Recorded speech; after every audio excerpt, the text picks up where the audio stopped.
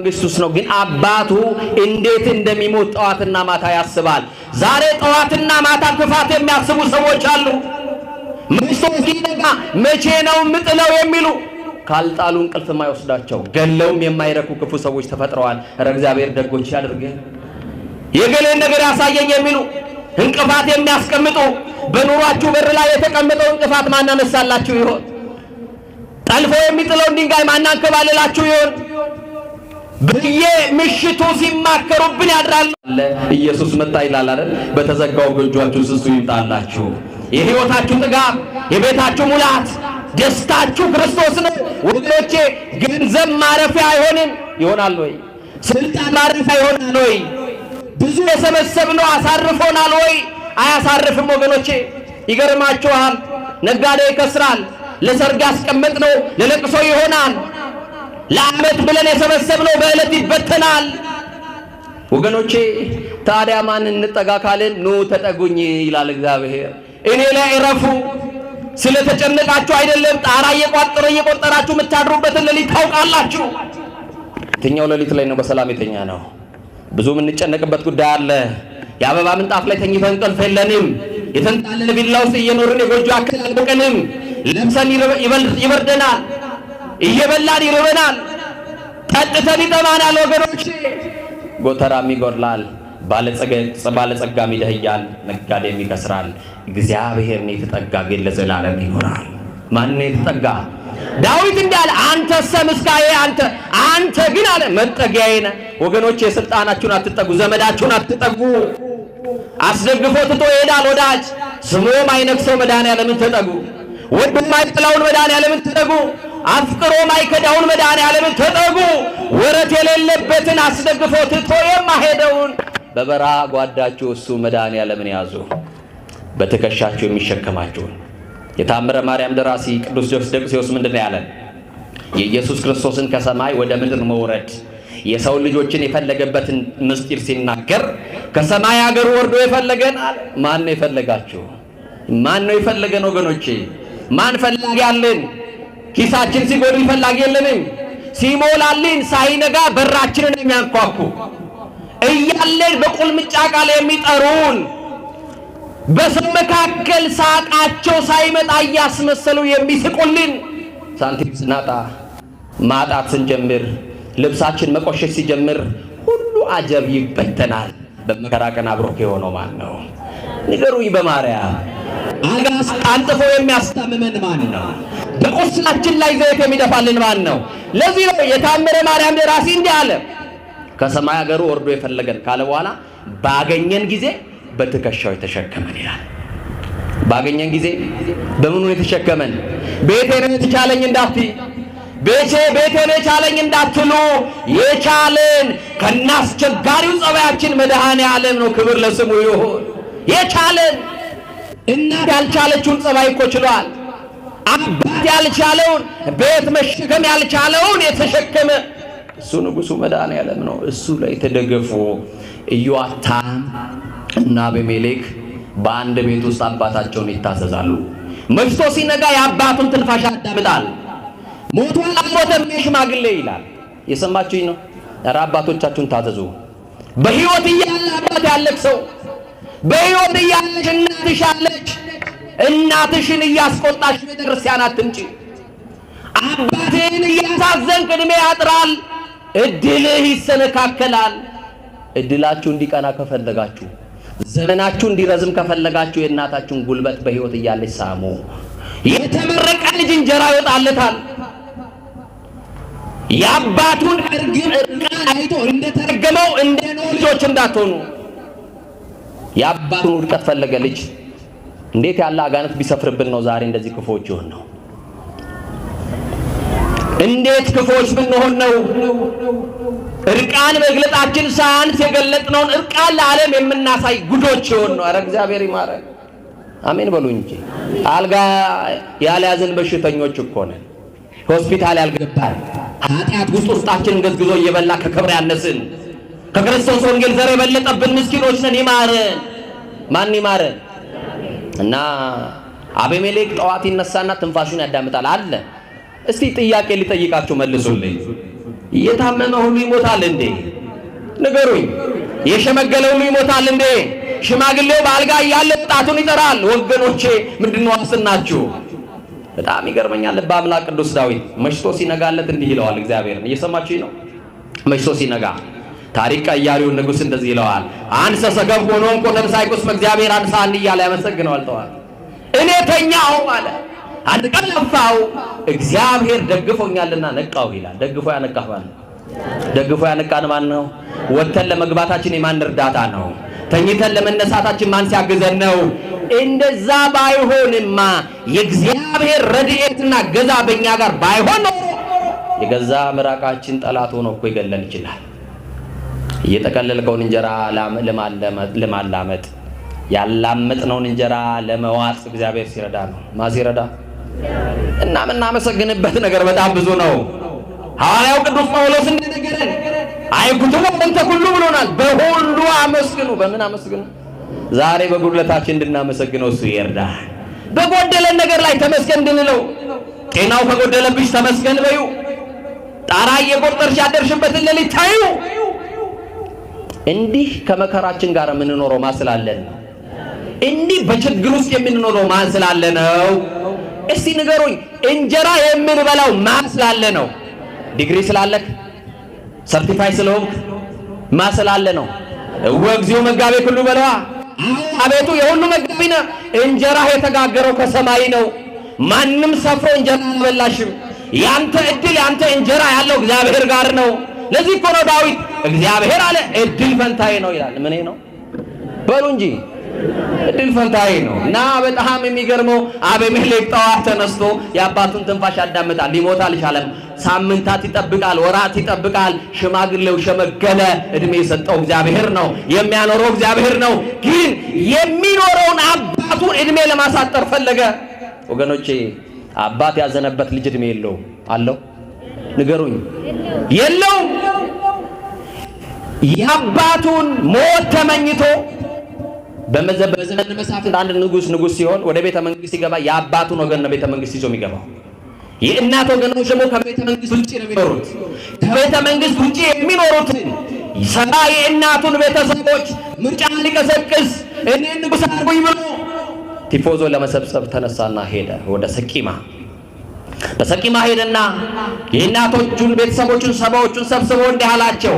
እኔ አለ አቤሜሌክ ያጥንታችሁ ፍላጭ የስጋችሁ ቁራጭ የምሆን እኔ ብገዛችሁ ይሻላችኋል ወይንስ ሰባ የሆኑት የአባቴ ቤተሰቦች ቢገዟችሁ የቱ ይሻላችኋል አለ።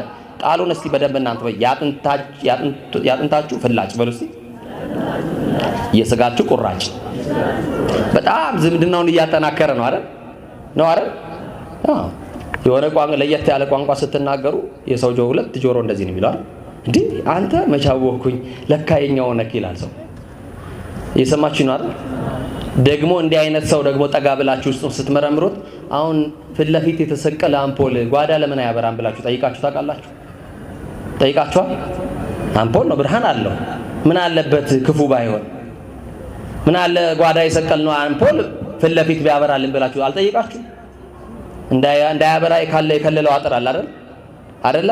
ከክልላቸው ውጪ ወጥተው ማብራት የማይችሉ ሰዎች አሉ።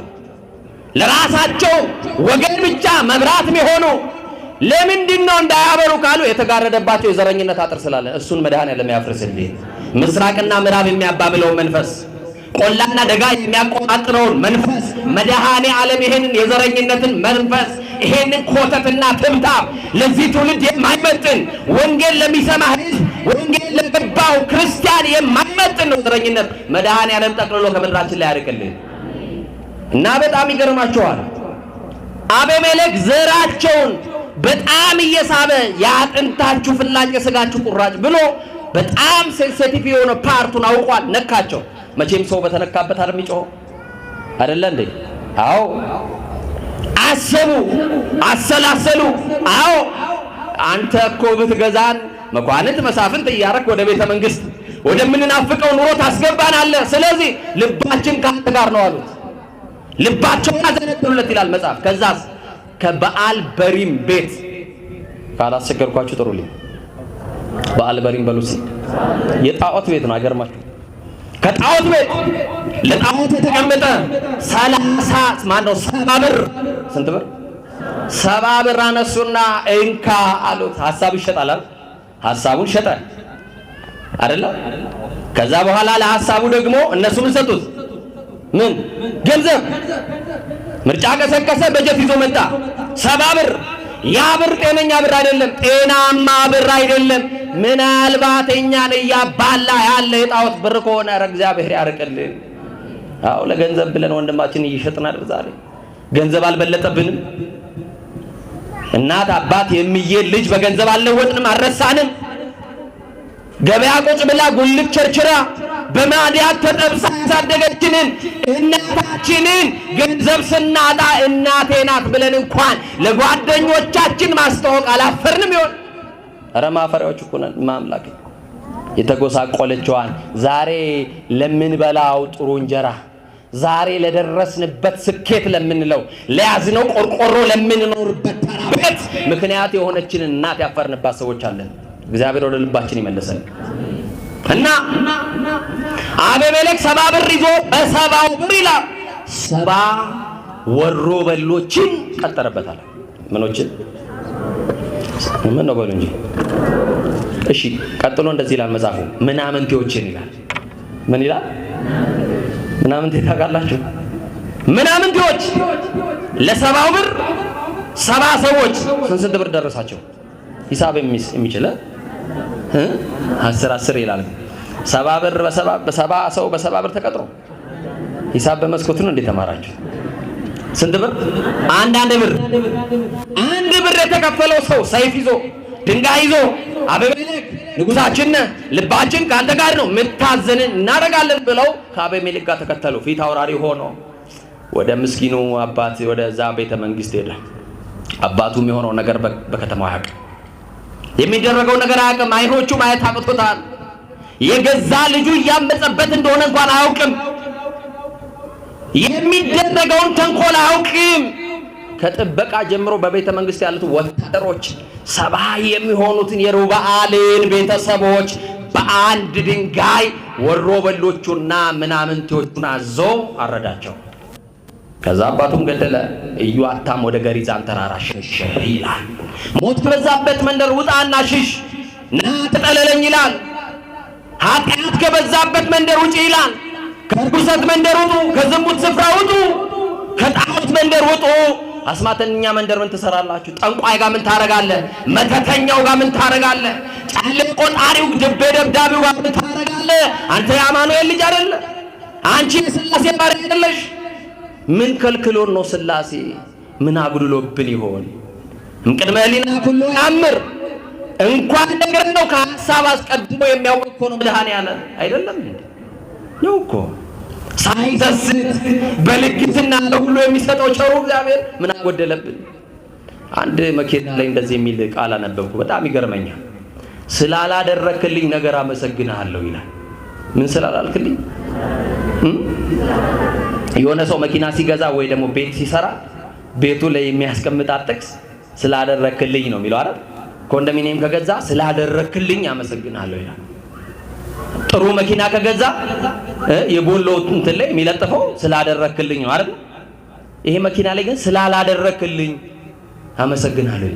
ምናልባት እናንተ ለምናችሁት እግዚአብሔር ይሄ ነገር በዚህ ሰዓት በዚህ ጊዜ ያስፈልገኛል ብላችሁ እግዚአብሔር ከልክሏችሁ አይደለም። እናንተ የሚያስፈልጋችሁን ያውቃል አያውቅም? በሰዓቱ የዘገየው የማያስፈልጋችሁ ምናልባት ያ ገንዘብ መጥቶ ብታምጹበትስ? ምናልባት ያ ገንዘብ መጥቶ በሰዓቱ ከእግዚአብሔር ሐሳብ ብትወጡበትስ? ልጆቹ ነን እኮ እንዳንጠፋበት እግዚአብሔር ምናልባት የሚያስፈልገንን እንጂ የማያስፈልገንን አይሰጠንም። አሁንም የሚያስፈልጋችሁን እግዚአብሔር ይስጣችሁ እና አረዳቸው። ኢዮአታም ወንድሜ ጨካኝ ሆኗል፣ ገዳይ ሆኗል፣ ወንድሜ እኔን የሚገለኛል ለስልጣን ብሎ ሸሸና ተራራ ላይ የት ገሪዛን የሚባል ተራራ ላይ በገሪዛን ተራራ ላይ ጮኸ፣ አለቀሰ። እንዲህ አለ፣ እናንተ የሴኬም ሰዎች ስሙኝ። አዎ እናንተ የኢትዮጵያ ሰዎች ስሙኝ፣ ኢትዮጵያውያን ስሙኝ። የቀድሞ ፍቅራችሁ የተነጠቃችሁ አብሮ መብላቱን ትታችሁ በር ዘግታችሁ መብላት የጀመራችሁ ኢትዮጵያውያን ስሙኝ። በር ዘግቶ መብላቱ ሲገርመን በር ከፍቶ መብላት የጀመርን ኢትዮጵያውያን ስሙ። እግዚአብሔር እንዲሰማችሁ ስሙኝ። የሴኬምን ሰዎች እንዲህ አላቸው፣ እግዚአብሔር እንዲሰማችሁ ስሙኝ አለ። ማን እንዲሰማችሁ? እግዚአብሔር ጸሎታችሁን ይስማ። እግዚአብሔር እንዲሰማችሁ ስሙኝ አለና እንዲህ አለ፣ በአንድ ወቅት ዛፎች ተሰበሰቡና ንጉሥ እናንግሥ አሉ አለ። ፓርላሜንታዊ ስርዓት አላቸው እንዴ? ንገሩኛ። ይመርጣሉ፣ ንጉሥ ይሾማሉ። ዛፎች የተሰበሰቡት ግን ዛፎች ናቸው። ንጉሥ እናንግሥ አሉ። ዛፍ የተባለ በንግሥናው በስብሰባው ላይ ተገኝቷል። ፍሬ ያለው መጥቷል። ጥላ የሚሆነው መጥቷል። ታላላቅ የከበሩ እጽዋቶች ተሰብስበዋል። ከዛ በኋላ የመጀመሪያው የንግሥና ለማን እንስጥ ብለው ተባከሩና ወይራ የተባለውን ጠሩት። ማንን ታውቃላችሁ? ወይራ ያለው ጽኑ ነው። ወይራ ዘይት ነው። ቢጠለሉት ያስጠልላል፣ ቢደገፉት ያስደግፋል። ያስደግፋል፣ ያስደግፋል። ወንድም ያውን ወንድምህን ታስደግፈዋለህ። ለወንድማችን ጥላ ነው የምንሆነው፣ ጠላት ነው የምንሆነው።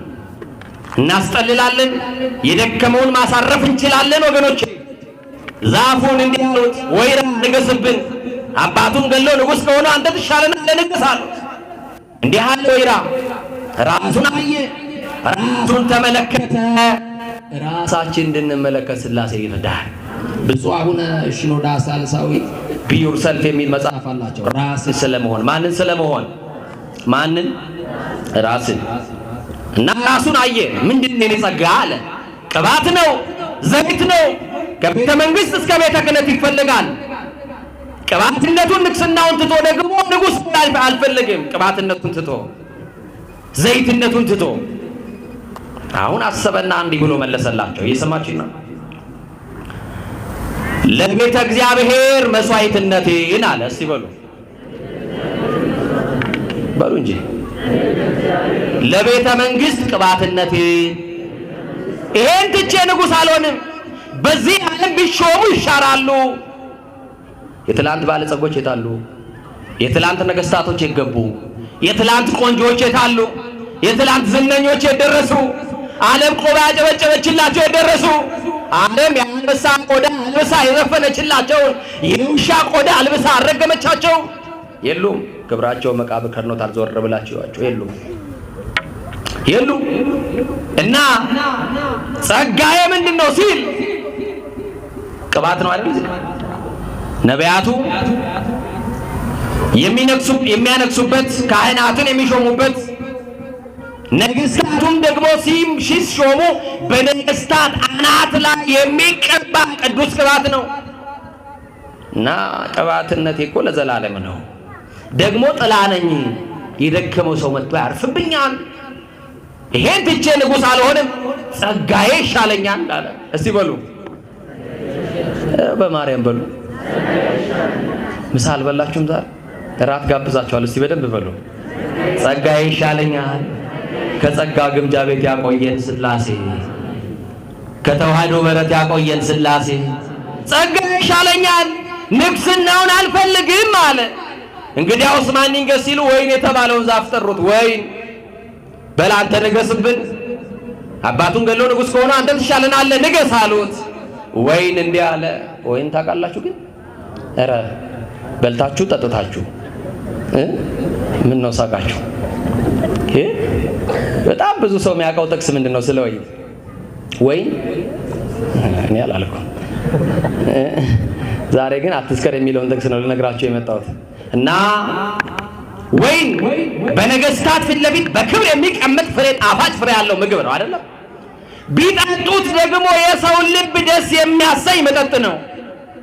ወይን ጸጋዬ ምንድን ነው አለና ራሱ ሲመለከት እንዲህ አለ። እናንተ አሁን ከኔ ጋር በሉ፣ ለቤተ እግዚአብሔር መስዋዕትነቴ፣ ለሰው ትምስሕት መሆኔን፣ የሰውን ልብ ደስ ማሰኘቴን ትቼ ንጉሥ አልሆንም፣ ይቅርብኝ፣ ጸጋዬ ይሻለኛል አለ። ምን ይሻለኛል? በቃ ጸጋዬ ይሻለኛል አለ። አሁን እንደው ለቀበሌ ትመረጣላችሁ ብትባሉ፣ እንደው በየብሎክ እየሄዳችሁ ኮንዶሚኒየም ካለ የሆነ ነገር እየሄዳችሁን ምርጫ ቀስቀታ፣ ወይኔ ዘይት ሳትሰጠፊ ስኳር ታገኛለች ነው የምንለው። እነሱ ግን ጸጋቸውን ሲያዩ ከጊዜያዊ ሹመት እግዚአብሔር ለዘላለም የሰጠን ጸጋ ምን ይላል? ይበልጣል ብለው አሰቡ። ከዛ በኋላ ማን ይንገስ ታዲያ? በለስን ጠሩት። ታውቃላችሁ በለስ ጣፋጭ ምግብ ነው። በለስ ንገስብን ሲሉት እንደ ወይራው እንደ ወይኑ ጸጋውን ሲያይ ጣፋጭ ምግብ ነው። ምግብነቴን ትቼ ንግስና ይቅርብኝ፣ ጸጋ ይሻለኛል አለ። ምንም ጸጋ የሌለው ቢደገፉት የማያስደግፍ ቢጠለሉት የማያስጠልል ልክ እንደ ዛሬ ወዳጅ እሾህ የተባለ ስብሰባ ውስጥ ተገኝቶ ነበር። እሾህ ግን ምን ይሰራል? አልታዘባችሁትም? እነዚህን የሚያካክሉ የከበሩ ዛፎች ባሉበት ፍሬ ያላቸው በፍሬያቸው፣ ጥላ ያላቸው በጥላቸው መጥተው ንግስና ተሰጥቷቸዋል። ጥላ የሌለው የሚያደማ የሚዋጋ ዛሬ እንዲህ ነው የገጠመን። እናስደግፋለን ይላሉ፣ ስንደግፋቸው ያደማሉ፣ ይዋጋሉ፣ ያደማሉ። ባል ለሚስቱ እሾህ ሆኗል። ሲወጣ ሲገባ በነገር የሚያደማ እሾህ፣ ስትወጣ ስትገባ በነገር የምታደማ እሾህ ሆናለች። እንዲህ ያለው መርዝ እግዚአብሔር ከትውልዱ ላይ ይቀልልን እና በቃ ያለው እድል እሾህ ላይ ነው። እንደው ይገርማል እኮ አንዳንድ እድል ይገርማል አይደል? እድል ይገርማል። እሾህ ንገስ አሉት። ኤክስፔክት አላደረገም። እኔ ንጉስ፣ እኔ እርግጠኛ ናችሁ እኔ ሊል ይችላል አይደል?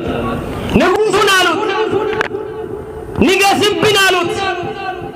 ምን አለው ጸጋ ቢመካበት? ራሱን ቢያይ ምን አለው? የለውም። ዛሬ ክርስቲያኖች እሾህ እንዳንሆን ነው እግዚአብሔር ነውና ተጠለሉ። እየሰማችሁ ነው? የጠወለገ የሚለመልመው መድኃኔ ዓለምን ሲጠጋ ነው። ማንን ሲጠጋ? በቃ ነው አለ እና እሾህ እንዲህ አለ። በጣም በትዕቢት ታነግሱኝ ከሆነ ንጉሱን ብላችሁ ፈቅዳችሁ ከሆነ ከዶግ እሳት ይውጣ፣ የሊባኖስን ዝግባ ይብላ፣ እሳት ከኔ ይውጣ ያቃጥል እያለ በትዕቢት ተናግሮ እንዲህ አለ። ንዑ አጽልሉ ታሕተ ጽላሎቴ አላቸው። ኑ ከጥላይ በታች ተጠለሉ አላቸው። እሾህ ጥላ አለው እንዴ? አለው ጥላ? የለውም። እሾህ የተባለው አቤሜሌክ ነው። ኑ መኳንንት መሳፍንት አረጋችኋለሁ፣ ያጥንታችሁ ፍላጭ የሥጋችሁ ቁራጭ ብሎ ሰባ የሆነውን የእናቱን ቤተሰብ ቀስቅሶ ቤተ መንግሥት አስገብቶ አምነውት ቢደገፉት ስሑታን አድርጓቸዋል። ዘመዳችን ወገናችን ብለው ተደግፈው አድምቷቸዋል፣ ወግቷቸዋል። እሾህ በከተማው ላይ ነገሰ። ለ3 ዓመት ሴኬምን አስጨነቀ። የሴኬም ሰዎች የእናቱን ወገኖች ሳይቀር አስጨንቆ ገዛ። አቤሜሌክ ኢዮአታም ግን በገሪዛን ተራራ ላይ ማልቀስ ጀመረ። ከ3 ዓመት በኋላ የኢዮአታምን ለቅሶ እግዚአብሔር ሰማ። እግዚአብሔር የአባቶቻችንን ጸሎት ይስማ። እንደ እሾህ የሚያደሙ ደግሞ የሚዋጉትን መድኃኔዓለም ይንቀልልና። አንዳንድ ጊዜ ሰው በነገር ሲያደማችሁ ምንድን ነው የምትሉት? እገሌ እኮ እሾህ ነው ትላላችሁ አይደል? በተለይ ደግሞ ጭቃ ውስጥ ያለ እሾህ እኮ አይታወቅም። ሲያደማ ሲወጋ ነው የሚታወቀው። ያ የወጋችሁን ደግሞ እግራችሁ ውስጥ ያለው ምን ታረጉታላችሁ? ትነቅሉታላችሁ። እሾህ የሆነብንን ነገር ሁሉ እግዚአብሔር ይንቀልልን እና እሾህ የተባለው ትዕቢተኛው አቤሜሌክ ነው። ማን ነው? እግዚአብሔር እንዲህ ይላል፣ ለትሑታን ጸጋን ይሰጣል ይላል ሐዋርያው ቅዱስ ያዕቆብ። ለማን? ለትሑታን ጸጋን ይሰጣል፣ ትዕቢተኞችን ግን ያዋርዳቸዋል ተብሎ ተጽፏል። ምኖችን? በአንድ ገዳም አንድ አባት ወደ አበምኔቱ መጡና እንዲህ አሉ፣ አባቴ ከፍቶኛል፣ እያለቀስኩ ነው እንደሚያዩኝ። ከዚህ ገዳም ካሉ መነኮሳት መካከል ምንም ጸጋ ትሩፋት የሌለኝ ደካማው ሰው እኔ ነኝ። እያችሁ አሁን ዛሬ ሰው የራሱን ድካም የሚገልጥበት ነው፣ የሰው ነውር የሚገልጥበት ዘመን ነው። ንገሩኝ እስቲ በማርያም ንገሩኛ። የሰው እና አባቴ እኔ ብቻ ነኝና እባክዎት ይጸልዩልኝ እያለ አለቀሰ። ከዛ ቀጠልና እንዲህ አለ፣ አባዬ አይተዋል የአባ ገሌን ጸጋ፣ አቤት ማስታረቅ ሲችሉ፣ አቤት ደግሞ ማስተማር ሲችሉ፣ አቤት የተሰጣቸው የጸሎት ጸጋ የትሩፋታቸው እያለ የወንድሞቹን ጸጋ ዘረዘረና አወራ። አሁን የወንድሞቻችንን መልካም ነገር እናወራለን፣ የወንድማችንን ጸጋ እናወራለን። እንደው አንዱ በአንዱ አገልጋዩን ጸጋ እንኳን አያደንቅም። ያዝናለሁ እኔ። እንደው አንዱ አገልጋይ አንዱን አገልጋይ እኮ ጸጋ ማድነቅ ማለት እኮ የጸጋው ባለቤት እግዚአብሔርን ማመስገን ነው አይደለም? አዎ አንመሰጋገን።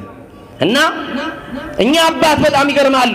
አባ ገለኒዋቸው ታጋሽ ናቸው፣ አባ ገለኒዋቸው ጸባይኛ ናቸው እያሉ የወንድሞቻቸውን ጸጋ እኔ የለኝም ደሃ ነኝ ምስኪን ነኝ ብለው ራሳቸውን በትህትና አቀረቡ እና አበምኔቱ አይዞ ጸልይ ብለው አሰናበቱት።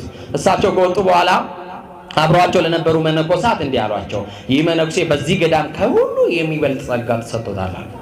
የሰማችሁ ነው። ሰው ፊት ለፊት አልተነገረውም። እኛ አባት ምንም የለኝም ያለው ዞር ሲሉ ግን ለሌሎቹ መነኮሳት ይሄ አባት ከሁሉ የሚበልጥ ጸጋ ተሰጥቶታል። እንዴት ሲባል የወንድሞቹ በደል አይታየውም። የማን በደል አይታየውም? የወንድሞቹ በደል አይታየውም። የሁሉን ጸጋ በፍቅር ሲቆጥረዋል። ወቅድም አያችሁ የአባ ገሌ ጸጋ፣ አቤት ጸጋቸው፣ አቤት የዋህነታቸው፣ አቤት ታጋሽነታቸው ብሎ የሰዎቹን ጸጋ ገለጠ። ከሁሉ ይበልጣል፣ ምክንያቱም የወንድሞቹ ኃጢአት አይታየውም። የቅዳሴ ጊዜ ላይ አንድ ነገር ያስታውሰኛል። ከኔ ጋር ናችሁ? እስቲ ነፍሳችሁን ተመልከቱ በሉ። የወንድማችሁን ኃጢአት አትመልከቱ፣ እግዚአብሔር ያያል። ማን ያያል? እግዚአብሔር ያያል። ስለዚህ በጸጋ ለመክበር ከፈለጋችሁ አቲቶሪስ ያስፈልጋል። በጊዜውም ያለ ጊዜውም እግዚአብሔር ያከብራል። ወገኖቼ ለጊዜው ግን ዝቅ በሉ፣ እግዚአብሔር በሰዓቱ ከፍ ያደርጋችኋል። እግዚአብሔር በሰዓቱ ከፍ ያደርጋችሁ። ስለዚህ ኢየሱስ ክርስቶስ ጨለማን ያሳደደው ብርሃን እሱ ለምእመናን ጥላ ነው። ለማጠላ ነው? ለምእመናን ጥላ ነው። እንዳይሾ የማያስደግፍ ሆኖ የማያስጠልል ሆኖ ኑ እኔ ማረፊያ ነኝ እኔ ማትረፊያ ነኝ ብሎ ክርስቶስ በሐሰት አልጠራንም። ኢየሱስ ክርስቶስ ዓለምን ሁሉ ያበራ ፋና ነው። ጨለማ ሕይወታችሁንም መድኃኔዓለም ያብራላችሁ። እሱ የማይነዋወጥ መሰረት ነው። ኢየሱስ ክርስቶስ የማይደፈር ግንብ ነው። የማይሰበር መርከብ ነው። ዳሴ ዮሐንስ ወልደ ነጎድጓድ ላይ የሚያወራው ይሄ ነው። ኢየሱስ ክርስቶስ ሌባ የማይሰርቀው መዝገባችን ነው። ማን ምናችን ነው? መዝገባችን በሉ እስቲ። መዝገባችን ነው ኢየሱስ ክርስቶስ። ለዚህ ነው የለዘበ ቀንበር እያለ አባ ጊዮርጊስ ዘጋስጫ የማቴዎስ ወንጌል ምዕራፍ 9:11 ላይ 11:30 ላይ የተጻፈውን ቀንበር የልዝብ ሸክሜ ቀሊል ነው፣ ስለዚህ እናንተ የደከማችሁ እናንተ ድኩማን ኑ እረፉብኝ እያለ ክርስቶስ። ስለዚህ የትምህርታችን ሐሳብ ኑና እረፉ፣ ተጠጉ፣ ከጥላዬ በታች ተጠለሉ ነው የሚለን መድኃኒዓለም። ከምን በታች? ከጥላዬ በታች። ኢየሱስ ክርስቶስ ለሁሉ ስለሚያስብ ነው አለ። ለሁሉ ያስባል አያስብም? ለሁሉ ያስባል። ኢየሱስ ክርስቶስ ለዕውራን ብርሃን ይሰጣል። ኢየሱስ ክርስቶስ ለምጻሞችን የለምጽን ከሰውነት ላይ ገፎ ኢየሱስ ክርስቶስ የዕውራንን ደግሞ የአንካሶችን እግር አጽንቶ እንዲቆሙ የሚያደርግ ነው። ስለዚህ ዛሬ ሽባነታችን እንዲተረትር ክርስቶስ ነው ይለናል። ሁለት ቦታ እየረገጠን እያነከስን ያለነው ክርስቲያኖችን የደረቀውን እጅ የሚያቀናው የአንካሳውን እግር የሚያቀናው ነፍስን ወደ ውሃ የሚመልስ መንፈስን በማደሪያ የሚያኖራ ኢየሱስ ክርስቶስ ኑና እረፉ እኔ ማረፊያ እኔ ማትረፊያም ነኝ ይለናል። ማረፊያ ማትረፊያም ነው። ኑ ከምኔ በታች ተጠለሉ። ከምኔ በታች? ከጥላዬ በታች ተጠለሉ። በጎ እየሰራችሁ ምግባር እያቀናችሁ የቀማችሁ መልሳችሁ የበደላችሁ ክሳችሁ የተጣላችሁ ታርቃችሁ ምሕረት እያደረጋችሁ በቅድስናው ስፍራ ያላችሁ ይሄ የእግዚአብሔር ጥሪ ነው። የማን ጥሪ? የእግዚአብሔር ጥሪ ደግሞ በሕይወት ጥላ ውስጥ እንድንጠለል ነው። በምን ጥላ ውስጥ? በሕይወት ጥላ ውስጥ። አንድ ሰዓት አልቋል። አንድ አጠር ያለች ታሪክ ልንገራችሁና አላቆም። በዚህ በላዕላይ ግብጽ በሚባል ሀገር ውስጥ አንድ ከእናትና ከአባቱ ጋር የሚኖር የ7 ዓመት ሕፃን አለ። ስሙ ዘካርያስ ይባላል። ዘካርያስ የ7 ዓመት ልጅ ነው። በዕለተ ሰንበት እናትና አባቱ እጆቹን ይዘውት ከምስጢራት እንዲሳተፍ ቅዱስ ቁርባን እንዲቀበል ቤተክርስቲያን ያመጡታል። አሁን እኛ ልጆቻችንን አዝለን አቅፈን ጉሮሯቸውን ፈልቅቀን የክርስቶስ ሥጋና ደምን እናቀብላቸዋለን። እኛ የበይ ተመልካቾች ነን፣ አንበላም አይደለም። የዚህ ዓለም መጠጥ ጠዋት ቢጠጡት ለከሳት ይጠማል። ሳምራዊቷን እንዲህ ነው ያላት፣ እኔ ከምሰጠው የሚጠጣ ለዘላለም ምን አይልም አይጠማም። እኔ ከምሰጠው የሚበላ ለዘላለም አይራብም። የዚህ ዓለም ምግብ ጠዋት ቢበሉት ለከሳት ይርባል። የዘላለም ምግባችሁ ክርስቶስ ነው ወገኖቼ። እና ዘካርያስን አንድ ቀን ቁጭ ብለው ተማከሩ። ባለጸጎች ናቸው። ድንገት እግዚአብሔር ሊጠራን ይችላል። ሞትን ዘግብተ ይመጽእ ከመሰራቂ ድንገት ሌባ በየትኛው ሰዓት እንደሚመጣ እንደማናውቅ ሌባ በድንገት ሞት በድንገት ይመጣል። እንሞታለን፣ እናልፋለን። ለዚህ ሕፃን ምንድነው የምናወርሰው ብለው ሲያስቡ ቤቱን ነው። ምኑን ነው? ቤት ነው። ገንዘብ አለ፣ ወርቅ አለ። ለዚህ ሕፃን ለዘካርያስ ይሄን እናውርሰው አለ አባት። እናት ግን አይሆንም አለች። ካወረስነው ሃይማኖት እናውርሰው፣ ካወረስነው ትልቁን ሀብት ክርስቶስን እናውርሰው አሉ። ትልቁ ሀብት ማን ነው? እስቲ ንገሩኝ በማርያም። ክርስቶስ ትልቁ ሀብታችሁ እሱ ነው። አያችሁ፣ ይፈርሳል አይፈርስም? ይሄ ዓለም ያልፋል። የሚያልፈውን ሳይሆን የማያልፈውን ክርስቶስን እንሰጥሃለን አሉትና እጆቹን ይዘው ወደ ገዳም ወሰዱት። ነጭ አልብሰው አበምኔቱ ባጠቃቆሙት። አባታችን ዛሬ የመጣ ነው ለቅዱስ ቁርባን አይደለም፣ ትልቅ ስጦታ ልንሰጥ ነው ለቤተ ክርስቲያን አሉ። ልጆቼ ማስጦታዎች ናቸው። እግዚአብሔር የሰጠን ግን ለእግዚአብሔር እንሰጣለን ነው? አንሰጥም።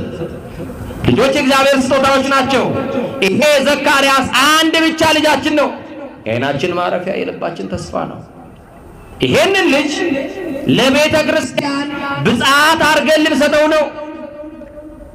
ዘመኑን ሙሉ በዚህ ገዳም አባቶቹን እግር እያጠበ ያገልግል። እድሜው ሲደርስ ደግሞ አስኬባ መላእክት አቀዳጁት፣ አመንኩሱት፣ ቀድሞ ረዶኖ ያገልግላችሁ ብለው ይሄው ከዛሬ በኋላ የኛ ሳይሆን ይሄ የክርስቶስ ነው ብለው ሰጡት። የማን ግዴለ? የማን? በሚሞት ስጋችሁ ላይ ኃጢአት አይንገስባችሁ ነው ያለን። ወጣትነታችሁ ለክርስቶስ ስጡታ። ወጣቶች እናንተ ታስፈልጉታላችሁ ለክርስቶስ። ወጣቱን ገና የ7 ዓመት ጨቅላ ሕፃን ልጅ ለክርስቶስ ሰጥተናል። ስንሞት ቤታችንን ገዳሙ ይውረሰው አሉ። ስንሞት ገዳሙ ይውረሰው። ይሄ ልጅ ግን ከዛሬ በኋላ የኛ አይደለም የክርስቶስ ነው ብለው የመጨረሻውን ስንብት እንሰነባበት። ዘካርያስ አንተን ለክርስቶስ ሰጥተናል፣ ይከፋል አሉት። ኧረ ደስተኛ ነኝ አለ ሐዋርያው ቅዱስ ጳውሎስ። ሁልጊዜ በማን ደስ ይበላችሁ ነው ያለ? በማን? በክርስቶስ። በክርስቶስ ባለው ደስታ እናት አባቱ የክርስቶስ ስላደረጉት በጣም የ7 ዓመት ሕፃን ደስተኛ ሆኖ እንማዬ ብሎ አንገቱን አቅፎ አባዬ ብሎ አንገቱን አቅፎ ስሞ ከዛሬ በኋላ በዓይነ ሥጋ ላንተያይ እንችላለን። አባቶቼን አገለግላለሁ እንዳላችሁት እግዚአብሔር ከፈቀደልኝ አስኬማ መላእክትን ተቀዳጅቼ መነኩሴ ሆኜ በገዳም ደግሞ ዘመኔን ክርስቶስን ሰጥቼ ወጣትነቴን፣ ጊዜን፣ ሁሉ ነገሬን የሙሉ ጊዜ አገልጋይ ሆኜ አልፋለሁ። ግን እማዬ እኔን ለክርስቶስ ሰጥተሻልና በመንግሥተ ሰማያት የምታገኘው ክብር አለ። አባዬ እኔን ለክርስቶስ ሰጥተሃልና በሰማይ የምታገኘው ምን አለ? ክብር አለ።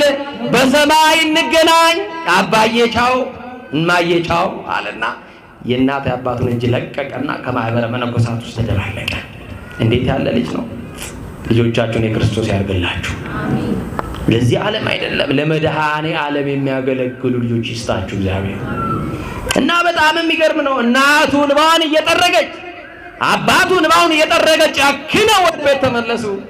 አደገ። አባቶቹን እያገለገለ እየታዘዘ ደከመኝ ሰለቸኝ ሳይል በትህትና በጸጋ እያገለገለ ከዛ ቅዱስ ስፍራ ከሕይወት ጥላ ውስጥ እያገለገለ 22 ዓመት ሲሞላው አመነኮሱት። ስንት ዓመት?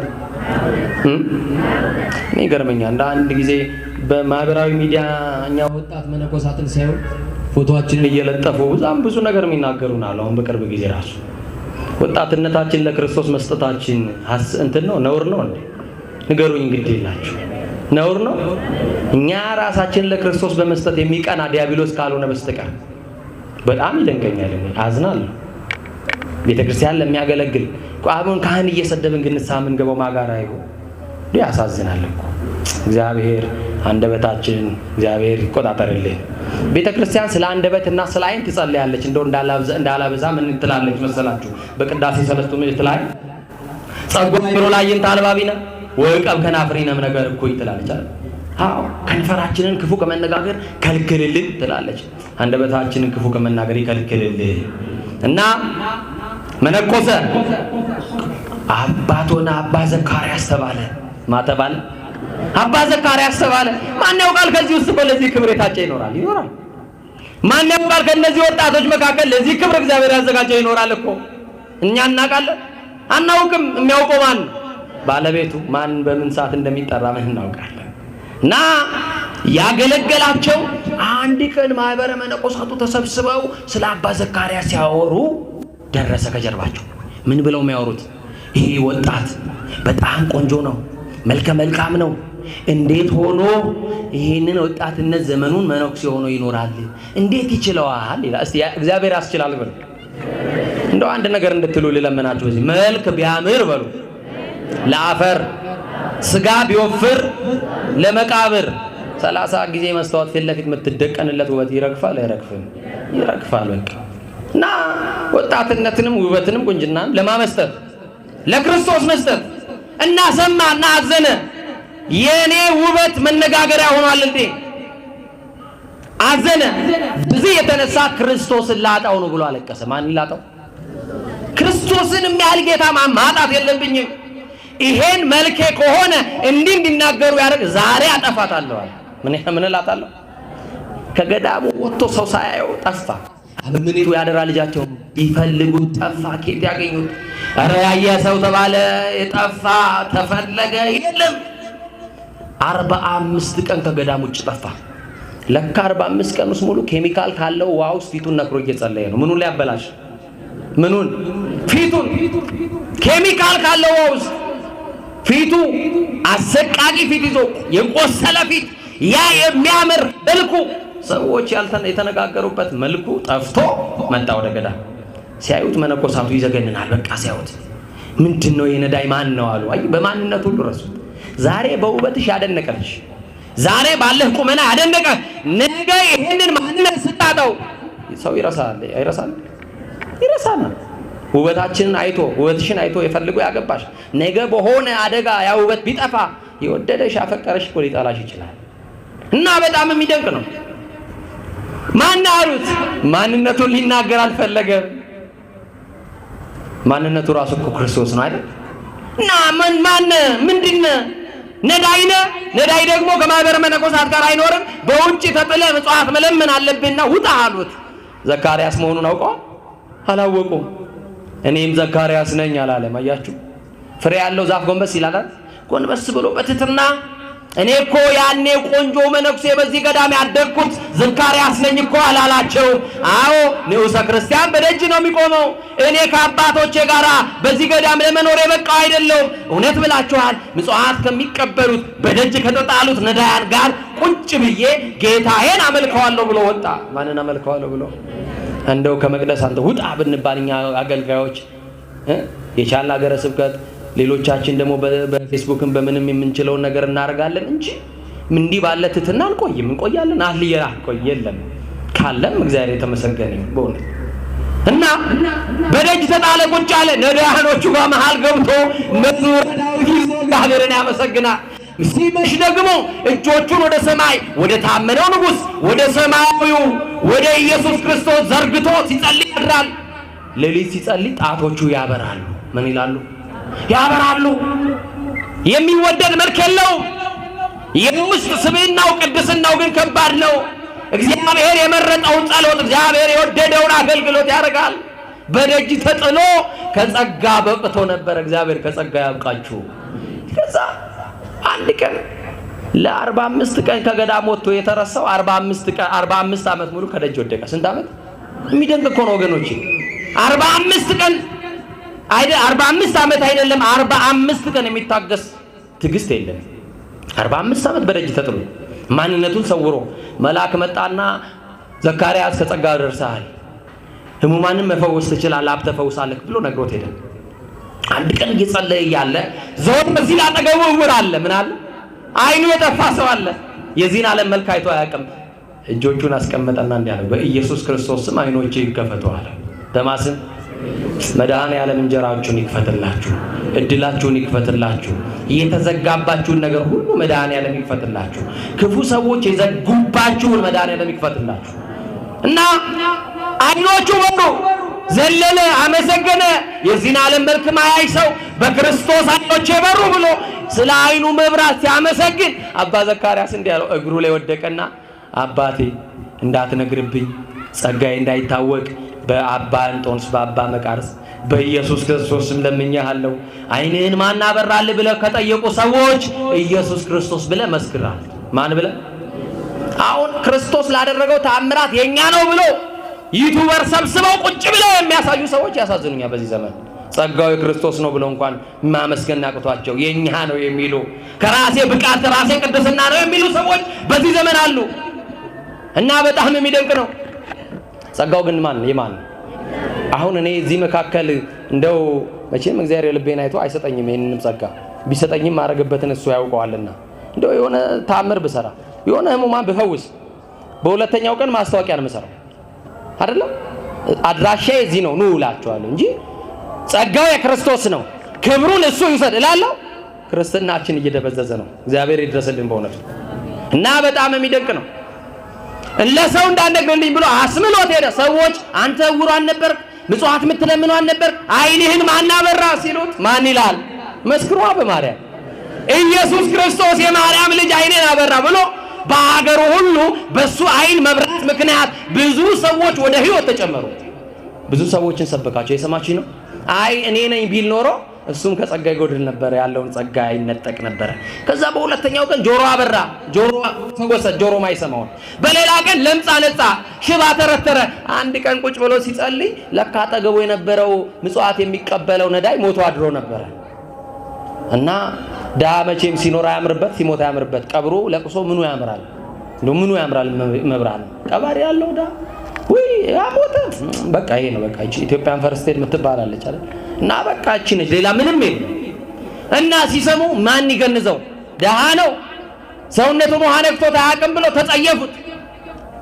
ምስኪን ነው፣ በደጅ ተጥሎ የሚኖር ነው፣ ማን ይገንዘው? ማን ይጠበው ሲሉ ጸሎቱን እየጸለየ ሰምቷቸው ነው። አለካ ጸሎቱን ጨረሰና እንዲህ አለ፣ እኔ ገንዘዋለሁ፣ እኔ አጥበዋለሁ አለ። ለደሃ መራራት እኮ በጣም ትልቅ ጽድቅ ነው፣ ትልቅ በረከት ነው። አሁን ታክሲ ውስጥ እንኳን ልብሱ ቆሸሽ ያለ ሰው አጠገባችን እንዲቀመጥ አልፈልግም።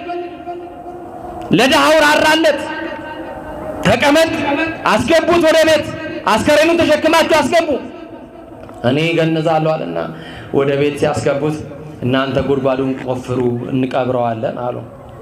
ኧረ ጉድጓዱን ቆፍረን ጨርሰናል፣ እርሶን ነው የምንጠብቀው። በሉ እንግዲያውስ ከደጅ ጠብቁኝ እኔ በቃለሁ አሉና በሩን ዘጉ። አስከሬኑን ዘርግተዋል። አላጠቡም፣ አልገነዙም። ተንበረከኩና ግን እንዲህ አሉ። ከኔ ጋር ናችሁ? ተንበርክከው እንዲህ ብሎ ጸለዩ። አልዓዛርን ከሙታን መካከል ያነሳ የናዝሬቱ ኢየሱስ የታመንከው ተስፋ መድኃኔዓለም ሆይ ይህንን የሞተ ሰው ነፍሱ ከስጋው ተለይታለች፣ ወደ ነበረበት ትመልስልኝ ዘንድ እለምንሃለሁ ብሎ ነገረው። ለማን? የታመመ እንደሚድን እንጂ የሞተ እንደሚነሳ እኮ እምነት የለንም ዘንድሮ አለ።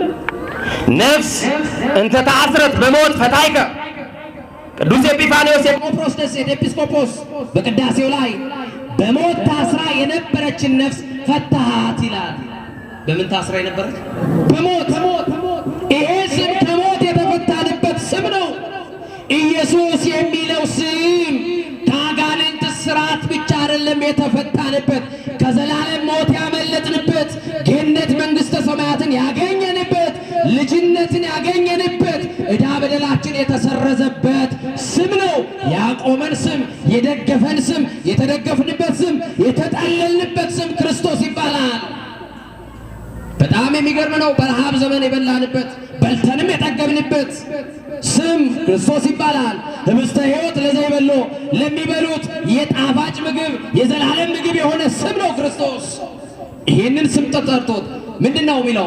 ሎቱ ይትራው አናቅጸ ሞትም ግርማው፣ ከግርማው የተነሳ የሞት ደጆች የሚከፈቱለት ክርስቶስ ገና ስሙ ሲጠራ ያንተን ስም ሰምቶ አለ ቅዳሴ ጊዜ ላይ ሞት ይደንግጥ አለ። እስቲ ያንተን ስም ሰምቶ በሉ ሞት ይደንግጥ።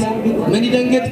በመቃብር ያለ አይደለም እንኳን ታስሮ ተገንዞ ይቀርና በመቃብር ያለው አልዓዛር እንኳን በስሙ ሲጠራ የተነሳው ክርስቶስ ሲጠራው ነው። ሰው ከሞተ በኋላ እኮ ስም የለውም፣ አስከሬን ነው የሚባለው፣ ሬሳ ነው የሚባለው። ክርስቶስ ግን ሞተንም በስማችን ይጠራናል። የሚጠራን ደግሞ ምን ይላል? ከተቀበርንበት ጉድጓድ ላይ ያወጣል። በቃ አሁን ከዚህ ቤተክርስቲያን ጀርባ ብዙ ሰዎች ተቀብረው ታውቃላችሁ።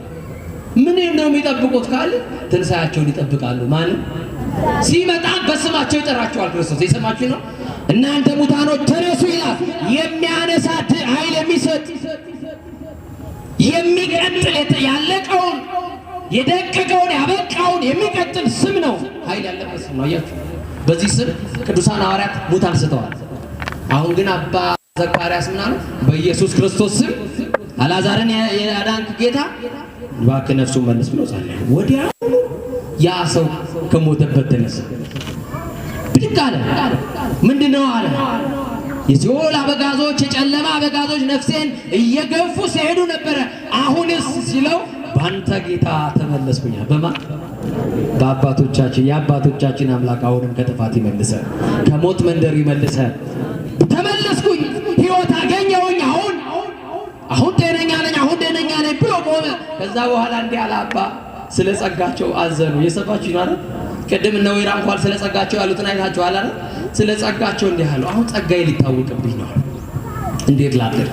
በሩ ሲከፈት የሞተው ሰው ቆሞ ሊያዩ ነው። ስለዚህ አባ ዘካርያስ መሆኔን አውቀው በከንቱ ውዳሴ እያጨበጨቡ ሊጥሉኝ ነው። ዓለም አጨብጭባ ነው የምትልህ።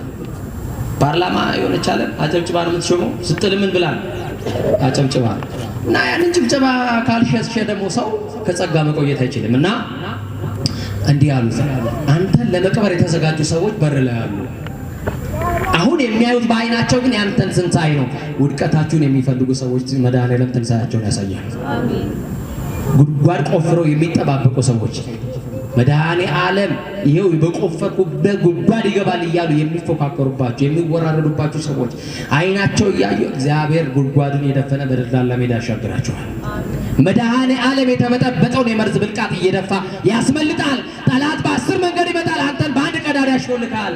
ከእግዚአብሔር ጋር መሆንን ብቻ እርግጠኛ በቃ በሩ ሲከፈት አስከሬን የነበርከው ሞተ የነበርከው እርግጠኛ ነህ ተሸክመው ነው ያስገቡ። ትንሣኤህን ያያሉ፣ ግን የኔ ጸጋ ሊገለጥ ነው። እንደው በመድኃኔዓለም እልሃለሁ ከሙታን መካከል ያነሳ እኔ ሳልሆን ክርስቶስ ነው። ማን ነው? እውነት ነው አሰብ እውነት ነው አሰብ በቃ እውነት ነው። ስለዚህ ዓለም ደግሞ ስለ ክርስቶስ ሳይሆን እኔን እያወደሰች ትጥለኛለች፣ ሰይጣን በዚህ ይጠቀማል ብሎ ቅድሚያ በሩን ከፍቼ እሸሻለሁ። አንተ ደግሞ ማን ያነሳ ሲባል ማን በላሉት? ዳዊት ምን አለ? በሞት ጥላ መካከል እንኳን ባልፍ አንተ ከኔ ጋር ነህና ክፉን አልፈራም አይደለ? ስለዚህ በሩን ከፈተና አባ ዘካርያስ ሊቀብሩ ከተዘጋጁ ሰዎች መካከል እየሮጠ አመለጠ። እንዴ ምን ተፈጥሮ ነው ብለው ግራ ተጋቡ። ወደ ውስጥ ሲገቡ የሞተው ሰው ቆሞ አገኙ። ወደ ቤት ስትገቡ የጠፋው ተገኝቶ የጎደለው ሞልቶ ይጠብቃችሁ። መራራው ነገር ጣፍጦ ይጠብቃችሁ። ከእጃችሁ ላይ አልገባ ያለው ነገር ወደ እጃችሁ ይግባላችሁ። የተበተኑት ነገር ሁሉ መድኃኔዓለም ይሰብስብላችሁ። እና ድግት ብለው ምንድነው አንተ ቦታ አልነበርክ እንዴት ነው ሲሉት በአባ ዘካርያስ ጌታ በማርያም ልጅ በመድኃኔዓለም ከሞት ተነሳሁ አለ። ከምን ተነሳው? በዚህ ጾም ሁላችን ከውድቀት ያንሳል፣ ከተጣልንበት ያንሳል፣ ከክፋት መንደር ያንሳል፣ ከተቀመጥንበት የክፋት የተንኮል ወንበር ያንሳል። ኖ ከጥላይ በታች ተጠለሉ። ከጥላው በታች ተጠልለን ንስሐ ገብተን ሥጋውና ደሙን ተቀብለን ዘላለም በቤቱ ለመኖር ስሉስ ቅዱስ ይፍቀዱልን። ይቆየን።